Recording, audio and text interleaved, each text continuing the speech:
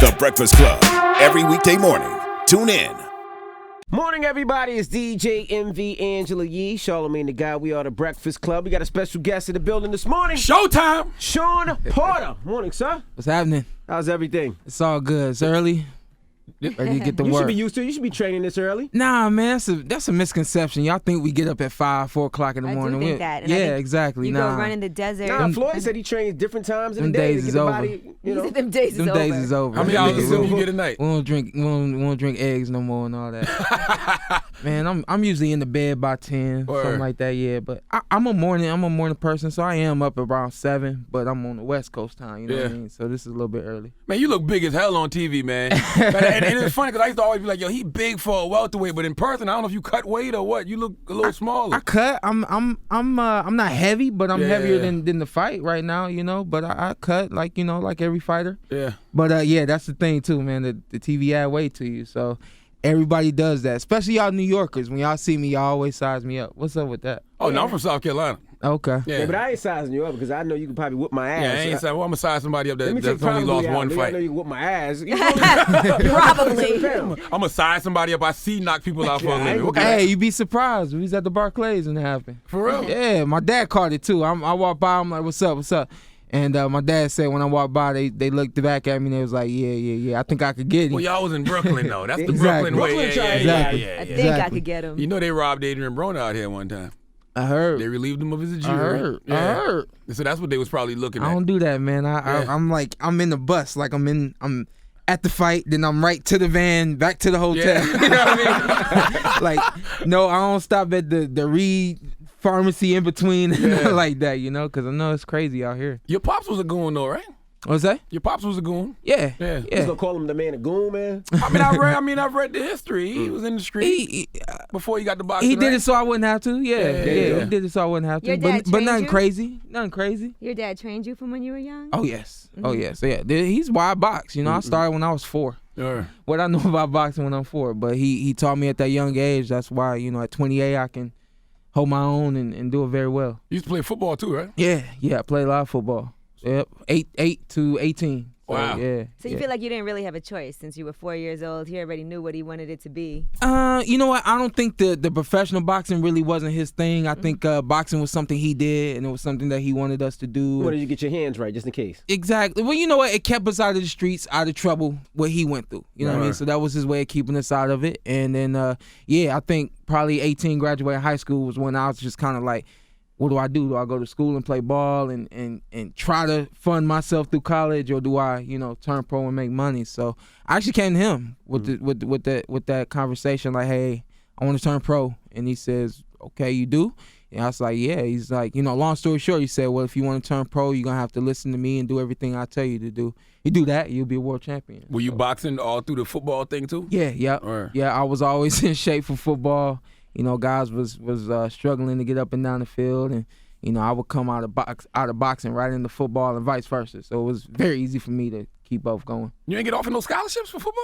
I didn't get offered scholarships. Schools wanted me to walk on. You know, I'm from Ohio. I talked to Akron U, Kent State. They wanted me to walk on, Youngstown. You know, but of course I got letters from all over. But when you 5'7" and you're a running back, and nobody, you know, really wants to give you the money to do what you do. Now, you brought up your height, which is interesting, because when you fought Kell Brooks, you lost that fight. Now, I always thought it was because you were short, and you couldn't really get inside. Like, you know to get inside, rough a dude up. Like, you couldn't really get inside of him. And Keith's kind of long and lanky, too. Yeah. I forced a lot against Kell. I was forcing it, trying to make that knockout as spectacular as the fight before against Malignaggi. And so that was the thing. I know with this fight with Keith, you know, you force something with Keith, then you risking something, you know. So with this fight, it will be about working behind the jab, using the feints that you see, and definitely getting on the inside and working them on the inside, because you know, I don't think he works very well on the inside. So that is something that you think about, making a fight spectacular for people watching. Oh, most definitely. Because I know some people are more like, okay, it don't matter if it's technical. I don't care if it's a boring fight, but I'm going to do what I have to do. You know what? Here's the thing. When we would go to tournaments, it wasn't just about winning the tournament. I always wanted to be the outstanding boxer of the tournament. Right. And so a lot of times that I was the outstanding boxer of a national tournament with guys all around, you know, all 50 states. So that's turning pro was the same thing. It's always been the same thing. Be the best fighter that night. You know, when I was coming up and I wasn't the main event, everybody remember my fight at the end of the night because that's just how I am. I want all eyes on me, and I want it to be spectacular. So you want to knock somebody the F out. You're not like Floyd, who is more technical. He's trying to win. You ain't never seen Shawn Porter fight?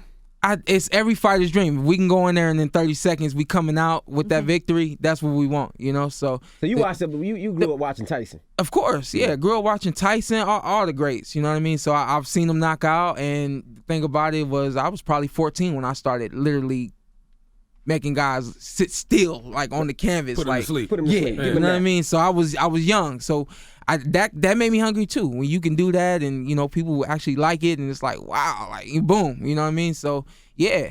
What about all the activity before a fight, though? Obviously, you're friends with Keith Thurman. She want to know if you can have sex before the fight. No, that's not what I was asking. She's shooting a shot.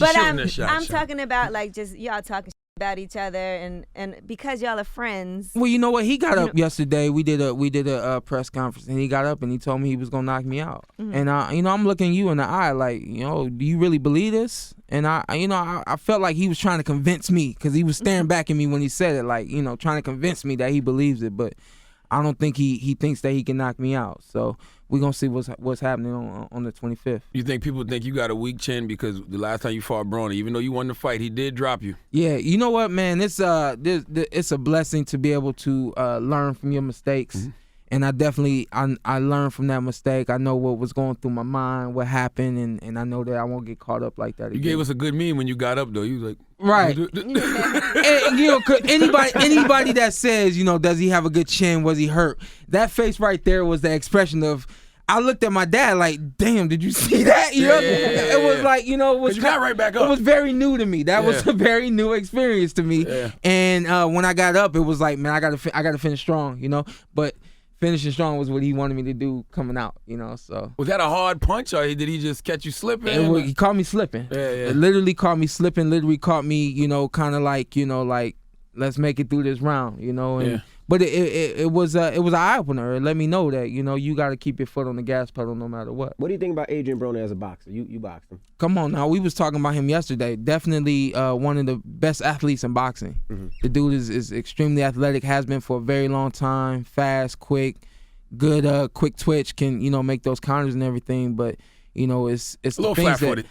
It's the things that happen on the outside which actually kind of prevents him, the things that happen on the inside of the ring. So now, Adrian Broner, I put on IG that y'all was supposed to do a part 2. Was that ever a real conversation, or that was just I think that happened like right after the fight. After the fight, we was like, what's next, and Adrian Broner was not in that conversation and has not been a conversation, for the Porters at all. Now Keith got hurt, so y'all had to push the fight back. How did that help or hurt? I think it helped because I think it was it just helped. I don't think it hurt anything. We actually did a exhibition on Facebook the week of that we were supposed to do the fight, so that was good. We kind of closed up camp and everything, but I think it helped. It helped me to be able to take a little bit of time off, regenerate my body and my mind and come back strong to be able to handle this task. It's not going to be an easy task. One time ain't no joke. No, he's not. He's not a joke.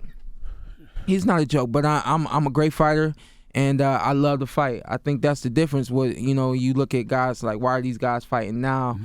Other guys should be fighting at 27, 28 when we're in our prime, I'm not afraid to do what it takes to be very successful against whoever it is. I was reading something the other day about Sugar Shane Mosley. And he was talking about his experience with boxing and being offered money to throw a fight and things like that. Did you see that article? No, I did not. No, I didn't. But have you heard about things like that happening in boxing prior? No, no. I've never been offered any money to do anything. Not you like personally, that, but I'm saying. I'm just speaking on my for my own. But he's letting you know he's talking into the wire. I have never been offered money. As a matter of fact, I just started. Let me look this up while y'all talking. I'm gonna tell you exactly what he said. I can't say that I'm surprised. I think it happens in athletics all the way around. No matter what the sport is. So, but I keep my head straight, man. My dad, he directs me. That's why he's in here right now. Absolutely, he's making sure that everything goes right. Y'all say the wrong thing, he coming across. He look like a goon. Yeah, he look like he got respect on his name. Now I'm surprised this fight happened because.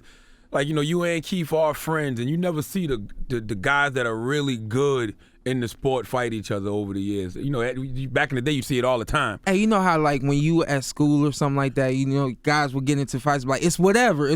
Yeah. That's kind of how this is. You know, it's like, you know, we're friends, but it's whatever. We both have our own careers, our own professional careers to look at, and our families and etc. You know, so it's like, you know, we gotta say it's whatever to the friendship and go in there and get that belt. How do you approach it? You sparred before. We spar a little bit, yeah. We spar a little bit. Who usually gets the better of the two? I would say it was pretty much 50-50. You know, it was a lot of boxing being done on his side, and then you know, like you see me fighting. You know, a lot of tracking on my side. Cause y'all seen each other, y'all know each other, y'all know each other's styles. Yeah, like, it's not you a hold secret back now. You know what I mean? You know, it's not a secret. And he did an interview, and he kind of, you know, he stated the things that he thought I would do, and I'm like, kind of like, yeah, those are the things that I would do. But it's about reaction. It's about what to do and when to do it, you know? Yeah, you know what I'm going to do, you know how I do it, but do you know when I'm going to do it? Are you going to be able to react on time, the right time? You know what I'm saying? So that's why this is Showtime against One Time. Now, I watch both of y'all, and I know that both of y'all like action.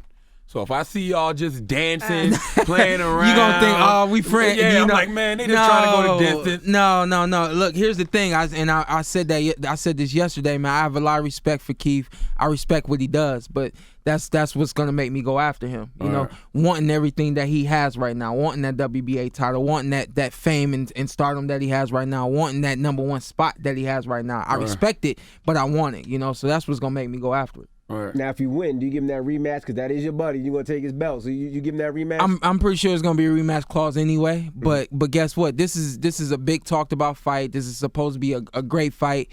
I win. It will be a great fight. And we'll look to rematch him and make that one even bigger. Do something different, like do the crane kick. You know the crane kick? You can't do no you UFC. put your arms up like that. He couldn't talking about? You always got the one guy that just come with something crazy like. You do something crazy with him. It's not the UFC. It's boxing, bro. You're right. You can't kick, huh? Now, when you say the #1 spot, so if he keeps #1, who would you fight? Because Floyd's not there no more.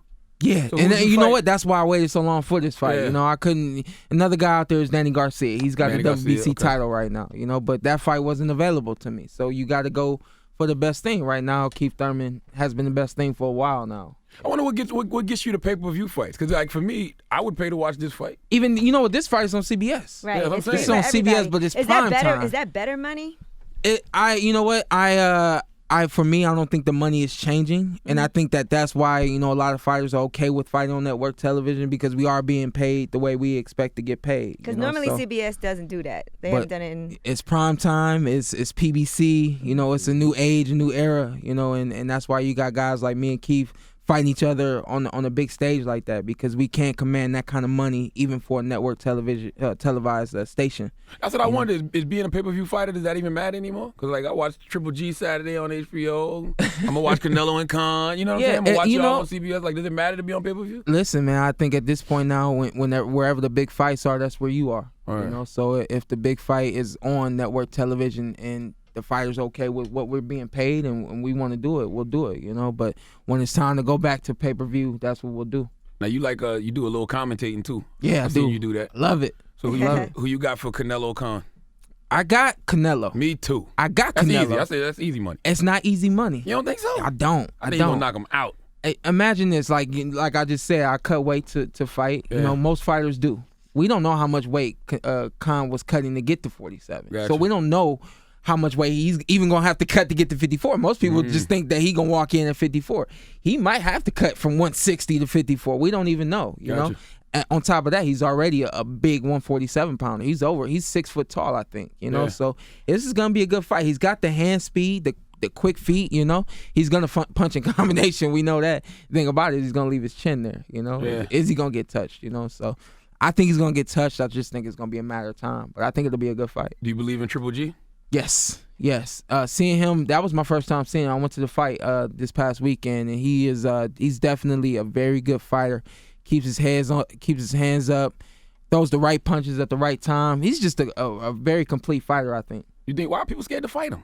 Or is that just the room? Because of what I just said. Yeah. Because of what I just said. You know, take a look at me. There's nobody for me to fight. It's been a year since I fought. I can't fight anybody because there are guys who won't fight me, and then there's guys who will, but they need time. You know, so Keith needed time. Yeah, Keith needed time. Who's the best boxer of all time to you? I think the best boxer of all time is either Sugar Ray Leonard or Muhammad Ali. My favorite fighter of all time is Marvin Hagler. So it's debatable, but I think that Ali did a lot of things that he was just innovative to the sport. Sugar Ray Leonard, the fastest hands that I've seen, and just did it all, But then my guy, Marvin Hagler, who I believe to be the best boxer puncher, which is someone who has hand speed but can also crack too, So that's kind of what I model my style after, is someone who can, box, use speed, but also come at you and crack you. What's the bar for boxers now? Like, is it money? Is it a record? Like, is it belt? What is it? I think for boxers, separating myself, it is the record and the money.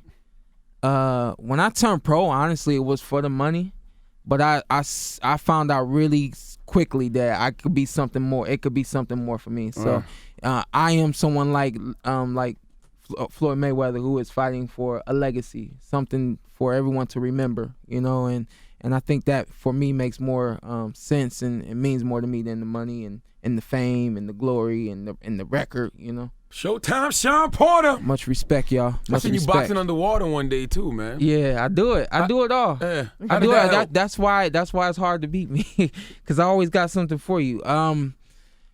We do swim workouts twice a week after we spar, the days that we spar, and then we do the breathing exercises as well. So I can hold my breath easily a minute, and that's easy. And I try to work a minute and a half. I can get up a little bit over a minute and a half, but I hold my breath, go under, shadow box as long as I can, come back up, let that out, bring it then back in, and go back under and do it, and that expands your lungs. It gives you more stamina, and also it works on your focus. When you're underneath the water and you can't breathe, all you can focus on is boxing and what you have to do, slipping.